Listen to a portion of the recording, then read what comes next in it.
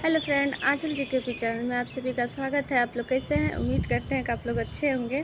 और बता दो, अभी शॉर्ट वीडियो बना रहे थे, अभी छत पे आए थे टहलने के लिए। अभी सबका कमेंट जब देखे हैं तो एक भैया ने कमेंट किए हैं, क्योंकि 2 दिन पहले से एक लॉन्ग वीडियो डाले थे, तो उसमें आप लोगों से बताए थे कि जो मेरे कान का जो झुमका था वो मेरा खो गया है। एक कान का मतलब बचा, एक कान का मेरा खो गया। बहुत ढूंढने के बाद भी वो नहीं मिला। और आप सभी को बता दूं कि मतलब उसको बहुत एक एक रुपये इकट्ठा कर के मतलब उसको ख़रीदे थे हम अपने खर्चे से। मतलब जो भी मेरे हस्बैंड खर्चा बेचते थे उसमें से जो जुटा के एक एक पैसा, तब वो कान का झुमका जो था वो ख़रीदे थे, और वो भी खो गया तो बहुत थोड़ा तकलीफ़ हुआ। तो एक भैया ने कमेंट किया है कि भाभी कोई बात नहीं, आप दूसरा ले लीजिए।